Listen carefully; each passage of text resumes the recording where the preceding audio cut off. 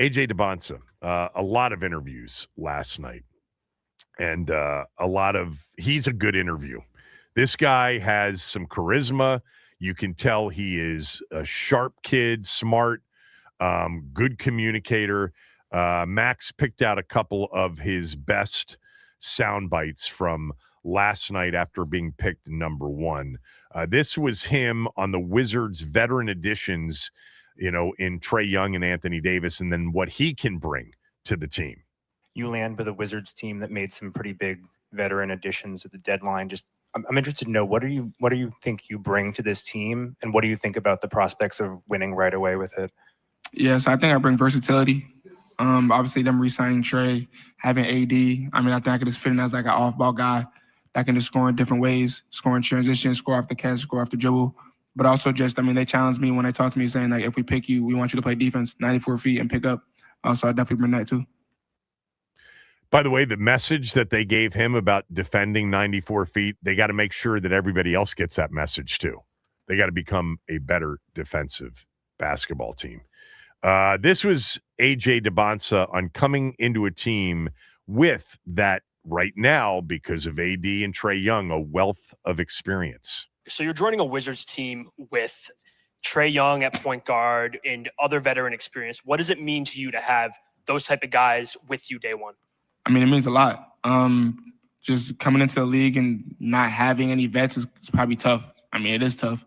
But having vets like all-star guys like Trae Young, Anthony Davis, guys with won chips like Anthony Davis, I think I can kind of pick their brains and just get some easy knowledge.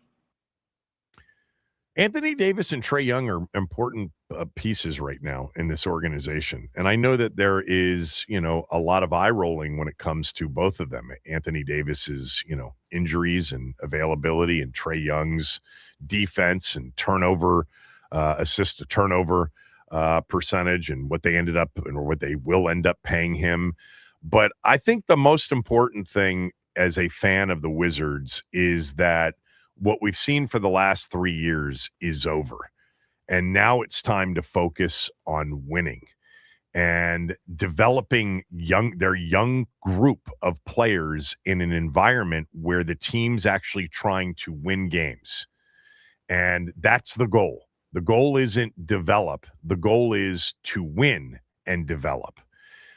And the benefit that comes with that is meaningful basketball. It's always meaningful to a certain point when you're developing, but you've got to get to the point where it's meaningful as it relates to winning. You're trying to win. The opponent that's coming in is trying to win. The opponent that's coming in knows you're trying to win. That's a different mindset that they'll be facing in their opponents in 2026, 2027. Most of the Wizards' opponents arrived at Capital One knowing the Wizards weren't trying to win. That's a different, overall vibe versus playing a team that's trying to win and capable of winning. And to get there, you got to have some veteran guys that have won a little bit and have played on teams that were trying to win. AD's a champion. He was the key to that bubble championship for the Lakers. He's a top 10 player in this game when he's fully healthy. He's probably closer to 5 than he is to 10 when he's completely healthy. This is what they've got to have. You had to get to that point. Did they accelerate it? Was there a plan to be terrible for one more year? I'm glad the plan wasn't for that. I'm glad they're coming out of what we just witnessed. And I think with this, the additions of AD and Trae Young, all of the young players, and now the addition of a number one overall, there is some buzz. There was some buzz last night at the Anthem. There was some buzz last night on social media. Sometimes, and this isn't to pat me on the back, myself, or anybody that does what we do on our backs, but there is a sense when you do long form, everyday sports talk radio in a town, you get a sense of what sports fans are feeling and thinking. And right now, for at least a moment, there's buzz around the Wizards. And there hasn't been for years. And by the way, it's fleeting. It can be fleeting. Once football season begins in September, we're not going to be talking about the Wizards at all, because if I did, we'd have no listeners. We'd literally be, in a terrible spot. You got to, as they say in radio, play the hits. The hits 1 through 10 right now are still our football team. But I do see a day where this buzz becomes something more substance-based, and the winning follows this effort of the last 3 years. And the sleeping giant in town, which has always been the Wizards, in my opinion, for the reasons I've articulated over the years, this is at its core a basketball town. We have arguably the best youth and high school basketball in the country. More people in this town participate in, whether it's as a player, a coach, a referee, a parent, in basketball more than any other sport. Now, the football team's number one in terms of consumer interest. But in terms of involvement, we're a basketball town. And Maryland and Georgetown have certainly benefited over a long period of time of being two power D1 programs in a market with an NBA team, but not an NBA team that enough people cared about because of the results. So I truly believe that if they are on a path to being 45 to 50 plus wins a year, being in the upper echelon of the NBA, of the NBA's Eastern Conference, where they're no worse than a 4 or a 5 seed every year, and maybe, just maybe, a few of those years, they're legitimate contenders to win the Eastern Conference championship and to get to the NBA Finals.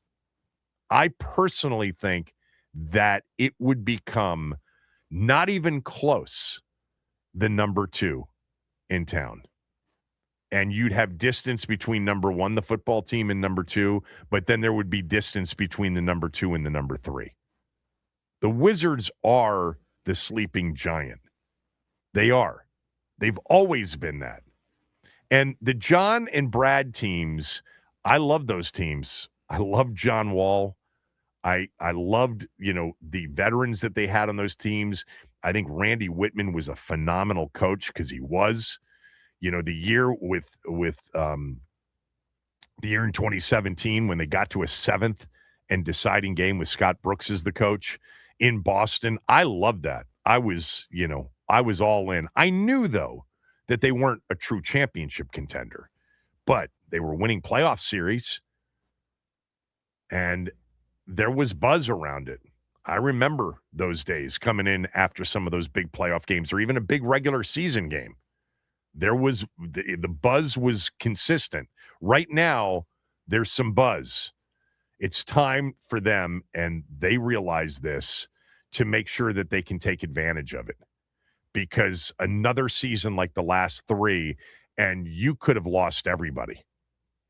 And they've lost everybody for the most part. But you could sense last night that there is an appetite for the NBA team in this town to be good, to be a part of what we just watched over the last 2 months.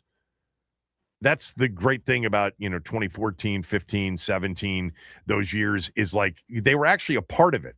And they weren't a one-and-doner. They were winning series. That first year when they beat Chicago and had Indiana on the ropes. That second year when they swept Toronto and should have beaten Atlanta. The year they beat Atlanta and Wall had an unbelievable closeout game and got to a 7th game against Boston. That's being a part of it, at least. They haven't been a part of it for 9 years.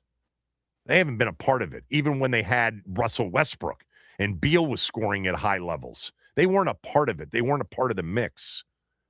I'm glad they did what they did.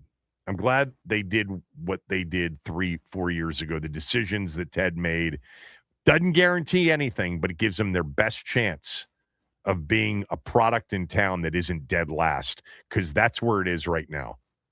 But it's got massive upside.